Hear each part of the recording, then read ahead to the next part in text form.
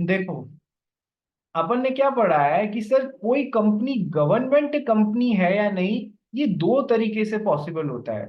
पहला तो क्या होता है कि sir if the government, say for example central government, say for example state government, say for example more than one state governments, say for example combination of central government and state government or ments, किसी भी combination में यदि government is holding greater than equals to 51% of the paid up share capital of the paid up share capital in this company, then this company can be awarded the status of a government company। ये तो हो गया पहला तरीका। यहां मैंने word केवल government काम लिया है बेटा। और दूसरा तरीका होता है if the government company, if some government company is holding, is having holding subsidiary relationship with this company, is having holding subsidiary relationship with this company। say for example holding subsidiary किन दो तरीकों से हो सकता है बेटा, कि एक तो greater than 50% of the total voting power यदि गवर्नमेंट कंपनी इस कंपनी में होल्ड कर रही है, या फिर government is controlling the board of directors का अपॉइंटमेंट इन दिस कंपनी, तो भी तो होल्डिंग सब्सिडियरी हो सकता है। तो सर ये दूसरा तरीका हो गया। हमको डिफरेंशिएट क्या करना सीखना है, कहां पर गवर्नमेंट वाला फॉर्मूला काम लेना है और कहां पर गवर्नमेंट कंपनी वाली ये होल्डिंग सब्सिडियरी वाला रिलेशनशिप एस्टेब्लिश करना है। हमको इसके बीच में कंफ्यूज नहीं होना है मिदुष, समझ में आया? तो सर इधर तुमको कंफ्यूज करने की कोशिश कर रहे हैं कि एक में तो गवर्नमेंट गवर्नमेंट गवर्नमेंट, साथ ही में कि सर गवर्नमेंट कंपनी, सारे डेटा एक साथ दे दिए और फिर तुमसे पूछा कि अब बताओ जिसमें ये XYZ कंपनी का ये शेयर होल्डिंग डिटेल्स है, तो अब आप बताओ क्या वो गवर्नमेंट कंपनी हुई क्या? यदि अपन इस तरीके से डिफरेंशिएट नहीं करते तो अपन तो सबको ऐड कर देते और बोलते हैं हाँ ग्रेटर देन 50 या 51% है इसलिए है, जबकि ऐसा है नहीं। इधर वाले कंपोनेंट्स अलग हैं, इधर वाले कंपोनेंट्स अलग करते हुए देखने हैं अपने को। ठीक है, तो जब इधर से भी कैलकुलेट करेंगे तो वो 51% ब्रीच नहीं होगा, इधर से भी कैलकुलेट करेंगे तो वो greater than 50% of the total voting power breach नहीं होगा। देख ले, गवर्नमेंट ऑफ इंडिया ऐड होगा, सेकंड ऐड नहीं होगा, थर्ड और फोर्थ ऐड होंगे, क्योंकि government, central government, state government कितना आया 20%, 10% एंड 20%, कितना आया टोटल 40% आया ना? क्या government greater than 51% of the paid up capital वाली लिमिट ब्रीच हुई? नहीं sir. Second, LIC public institution है यानी गवर्नमेंट कंपनी है। Sir ABC limited owned by government company है। तो ये जो दो गवर्नमेंट कंपनीज हैं सर, ये मिलके कितना होल्ड कर रही है? 8% और 15%, यानी कि सर 23%। सर क्या greater than 50% of the total voting power holding subsidiary establish हुआ है यहाँ पर? सेकंड तरीका, गवर्नमेंट कंपनी इस XYZ कंपनी में 23% ही होल्ड कर रही है। सर दोनों ही तरीके से गवर्नमेंट कंपनी नहीं है, नहीं है। जबकि बच्चे क्या है, सबको ऐड कर दिया और बोल दिया हाँ ये तो गवर्नमेंट कंपनी है। समझ में आया गलती कहाँ हो रही है बच्चों से? पर अगर अपन देखा जाए तो फिर ये कंपनी जब control voting I mean control equity होगी, तो ऐसे तो गवर्नमेंट के पास ही हुआ ना टोटल। मतलब अगर कोई डिसीजन भी चेंज करना है तो ये लोग तो कर ही सकते हैं, क्योंकि चलो रूल्स के हिसाब से नहीं है, लेकिन टोटल इक्विटी एनीवेज उनके पास ही आएगी।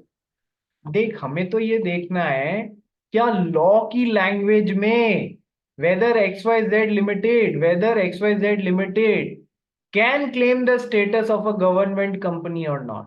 गवर्नमेंट कंपनी होने के बहुत सारे बेनिफिट्स हैं सर। पहले रास्ते से भी नहीं हो रहा है, दूसरे रास्ते से भी नहीं हो रहा है, मतलब नहीं हो रहा है। वो कभी भी जिंदगी में गवर्नमेंट कंपनी का स्टेटस दोनों ही तरीके से हासिल नहीं कर पाएगी। बात समझ में आई? सर हो रहा है, डिसीजन सारे हो रहे हैं, बट क्या वो गवर्नमेंट कंपनी का स्टेटस हासिल कर पाएगी? ना ना ना ना ना। ठीक है, तो उसको वो बेनिफिट्स नहीं मिलेंगे। बात समझ में आई? सर पीछे बैकग्राउंड में बहुत चीजें हैं, लेकिन क्या सामने जो हमको चाहिए वो मिल रहा है? नहीं सर, नहीं मिल रहा है। ठीक है, चलिए। मिदुष समझ में आया? चलिए, ओके, आगे बढ़ते हैं। क्वेश्चन नंबर ये, दक्ष अग्रवाल पढ़ेगा हमारे लिए? कहाँ चले? Yes sir. हम्म। सर आपने स्क्रीन अब मेरे को दिख नहीं रहा प्रॉपरली। अभी दिख रहा है या नहीं दिख रहा है? नहीं सर। ओके, मिधुष मोदी तू पढ़ हमारे लिए। हाँ sir. M and N holding 70% and 30% of the shares in the company. Both died in an accident. Answer with reference to provisions of Companies Act 2013. What will be the legal effect on the company as both the members have died?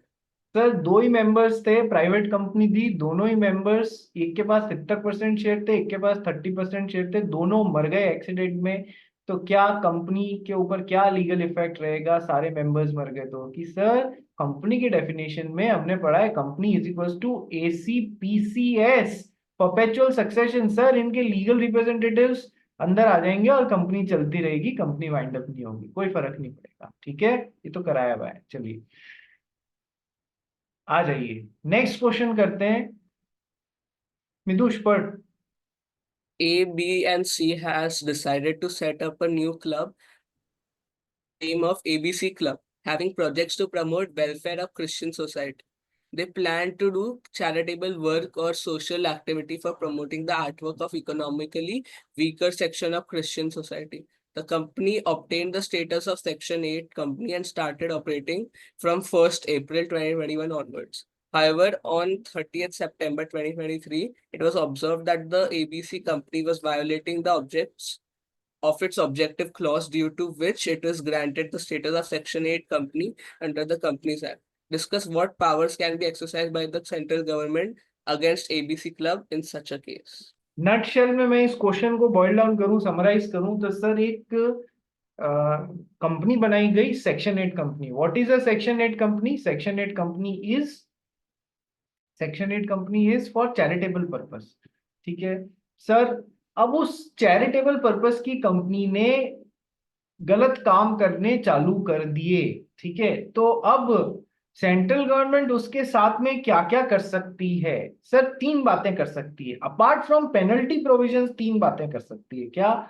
Number one, कि sir उससे उसका section 8 licence वापस छीना जा सकता है, withdraw किया जा सकता है। ठीक है, और उसके उसको उसके नाम के आगे वर्ड लिमिटेड या प्राइवेट लिमिटेड वापस लगा के नॉर्मल कंपनी जैसे फंक्शन करने का बोला जा सकता है।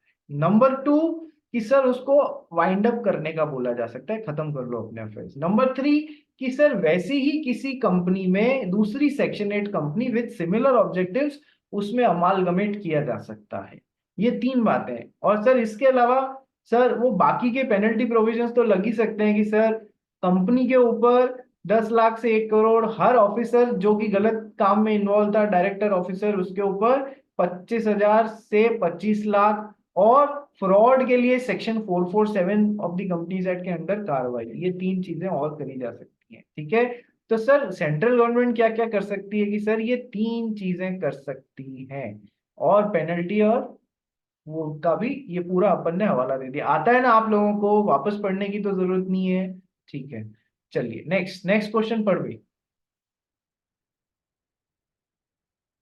अच्छा, आप लोग ये देख रहे हो कहीं ना कहीं ऊपर ये RTP आ रहा है, कहीं RTP लिखा हुआ आ रहा है, कहीं MTP लिखा हुआ आ रहा है। ठीक है, तो ये RTPs और MTPs क्या होते हैं रे? Let me show you. कि सर जब एग्जाम होने वाले होते हैं ना, उससे पहले इंस्टीट्यूट आपकी मदद के लिए एक तो देता है RTP, रिवीजन टेस्ट पेपर, जिसमें टेस्ट पेपर में वो अलग अलग जो भी टॉपिक्स हैं, एक्ट्स हैं, उनके ऊपर क्वेश्चंस प्लस उनके आंसर्स देता है। तो वो तो, और यदि कोई तुम्हारे अभी तक की जो परिपाटी है वो ये रही है कि यदि कोई लॉ में अमेंडमेंट हुआ है, लॉ में तो अमेंडमेंट होते ही रहते हैं ना, चेंजेस होते रहते हैं। यस सर, तो कभी स्मॉल कंपनी की लिमिट इंक्रीज कर दी, कभी डिक्रीज कर दी, कभी कुछ कर दिया। तो सर लॉ में, लॉ ऐसा सब्जेक्ट है जो बड़ा डायनामिक है। तो सर लॉ में अमेंडमेंट होते रहते हैं, खासकर कंपनीज एक्ट में और LLP में अमेंडमेंट होते रहते हैं। ठीक है, तो सर कंपनीज एक्ट और एलएलबी में जो अमेंडमेंट होते रहते हैं वो आपके एग्जाम के लिए एप्लीकेबल होंगे या नहीं होंगे, ये किस में बताते हैं सर? आरटीपी में बताते हैं। तो हमको वो भी अपडेट मिल जाएगा कि हमको क्या चेंजेस रखने हैं अपने एग्जाम के हिसाब से, लॉ में जो भी चेंजेस हो रहे हैं वो हमारे एप्लीकेबल हो रहे हैं या नहीं। तो इसलिए तो हो जाता है आरटीपी।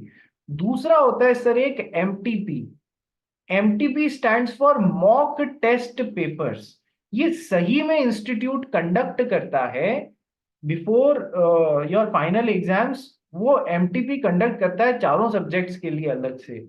आपके पास ऑप्शन होता है, यदि आप उस एमटीपी के लिए रजिस्टर कर रहे हैं, आप जाके इंस्टीट्यूट से कोऑर्डिनेट करके एग्जाम फिजिकली अपने एग्जाम से पहले जाकर दे सकते हैं। और जो लोग नहीं दे सकते या नहीं देना चाहते सर, उनको वो थोड़े टाइम बाद, एक दो दिन बाद ऑनलाइन भी मिल जाता है और उसके आंसर्स भी ऑनलाइन मिल जाते हैं। दो तो बहुत अच्छी बात है, एग्जाम का फील आएगा, पता पड़ेगा। नहीं भी दो तो कम से कम ऑनलाइन निकाल के इसको देखो क्या क्या क्वेश्चंस दिए हैं और उनके आंसर्स क्या है। RTPs and MTPs are important from examination point of view, ये बात ध्यान रखना। तो सर एक तो आरटीपी देते हैं एग्जाम से पहले, दो मॉक टेस्ट लेते हैं एग्जाम से पहले, एमटीपी 1 और एमटीपी 2। तो सर हमको ये भी ध्यान रखना है। और एक तीसरी जगह होती है मेन क्वेश्चन पेपर। तो ये जो मैंने आपका क्वेश्चन बैंक बनाया हुआ है, इसमें आरटीपीज, एमटीपीज, मेन क्वेश्चन पेपर, इसके अलावा मॉड्यूल, इसके अलावा कोई और जगह से अच्छा क्वेश्चन मिला है कंपनीज एक्ट का जो तुमसे रिलेटेड है, तो वो सब उठा के डाला हुआ है। बहुत मेहनत लगी है इस क्वेश्चन बैंक को बनाने में, ध्यान रखना। इसलिए तुमको भी उतनी मेहनत से करना है। चलिए नेक्स्ट क्वेश्चन पढ़ भाई विदुष Modi. No limit private companies incorporated as unlimited company having share capital of 10 lakhs. One of its creditors, Mr. Samuel, filed a suit against a shareholder, Mr. Innocent, for recovery of his debt against No Limit Private Company. Mr. Innocent has given his plea in the court that he is not liable as he is just a shareholder. Explain whether Mr. Samuel will be successful in recovering his dues from Mr. Innocent. देखो question किस चीज का है? Unlimited company का। अपन ने types of companies पढ़ी है, अलग अलग टाइप्स ऑफ कंपनीज पढ़ी है। हाँ सर हमने पढ़ी है अलग अलग टाइप्स ऑफ कंपनीज। उसमें एक अपन ने क्लासिफिकेशन पढ़ा है, सब जनों को दिख रहा है या नहीं दिख रहा है? जश शाह, जश शाह, दिख रहा है पुष्पा, सर, दिख रहा है सर। दिख रहा है ना भाई? वीडियो ऑफ करके मत बैठो, जिया वोरा, सुहान गोयल, प्रिशा, वीडियो ऑन करके रखोगे। चलिए तो सर है ना, अपन ने क्लासिफिकेशन पढ़ा था, types of companies as per the liability of members. Liability of members उसमें था limited liability of members, unlimited liability of members. Limited liability of members में क्या था बेटा? लिमिटेड लाइबिलिटी ऑफ मेंबर्स में था कि sir limited by shares and limited by guarantee. बताया था या नहीं बताया था कि सर ऐसी company limited by shares and limited by guarantee? Just Shah याद आ रहा है या नहीं आ रहा है? आ रहा है सर। तूने क्या है वीडियो से रिवीजन किया है ना, इसलिए तेरे से बार बार पूछना पड़ता है।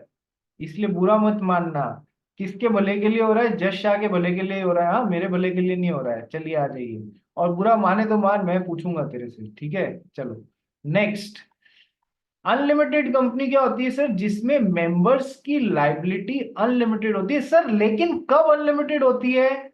Only at the time of winding up of the company he members की लाइबिलिटी अनलिमिटेड हो सकती है। ये बात ध्यान रखने वाली है। पढ़ाया था अनलिमिटेड कंपनी जब पढ़ाया था ना कि सर अनलिमिटेड लाइबिलिटी कब? Only at the time of winding up. तो एक अनलिमिटेड कंपनी में मान लो 4 मेंबर्स हैं, तो सर एक मेंबर, हर मेंबर की लाइबिलिटी अनलिमिटेड है। पूरे के पूरे जो भी कंपनी के लाइबिलिटीज हैं वो एक मेंबर को भी बोला जा सकता है तू चुका। लेकिन कब बोला जा सकता है? Only at the time of winding up.